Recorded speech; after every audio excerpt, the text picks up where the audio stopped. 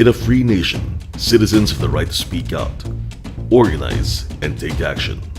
This is civic space. But when the freedoms of expression, association, and peaceful assembly are met with serious threats, civic space is compromised. Only 3% of the world's population live in countries with open civic spaces. The most brutal conditions for civil society are found in Africa and Asia. In Japan and Korea, civic space is narrowed. Basic freedoms are granted, but are occasionally met with harassment, arrest, and assault. In other parts of Southeast Asia, civic space is impeded by illegal surveillance, demeaning public statements, and bureaucratic harassment.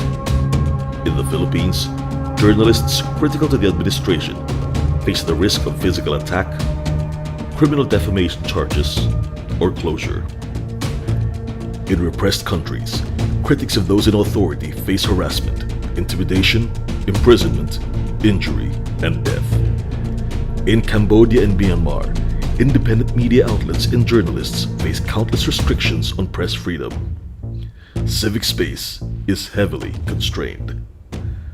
In Brunei, China, Vietnam, Laos, and North Korea, civic space is completely closed. In Vietnam, incidents of physical attacks towards bloggers and activists have recently risen. In China, husband and wife human rights activists Qing Yongmin and Zhao Suli were forcibly taken by the Chinese government. In Laos, the government has yet to account for the 5-year disappearance of activist Sombath Sompong. In the shrinking of civic space in the region, the means of the government vary per country. Judicial harassments and attacks against human rights defenders and pro-democracy activists still persist. Collusions between governments occur to protect diplomatic ties. Laws to control free speech on the internet are also in place. The end goal is the same: to limit the channels of dissent. The internet, once considered a safe space and tool for empowerment, is seen as another space to infiltrate and control. Authoritarians and extremists eventually saw the potential of social media for propaganda. Fake news is used to discredit news media, while troll armies are deployed to attack journalists, human rights defenders, and also minorities. With the weaponization of social media, how do we take back the internet?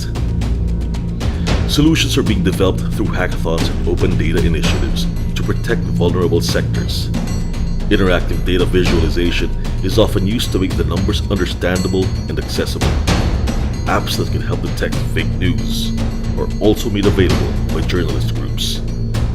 When it comes to taking back civil space online and offline, collaboration among civil society organizations and sectors is key. As authoritarians use new measures to repress dissent, defenders of human rights and democracy should also innovate to push their work forward.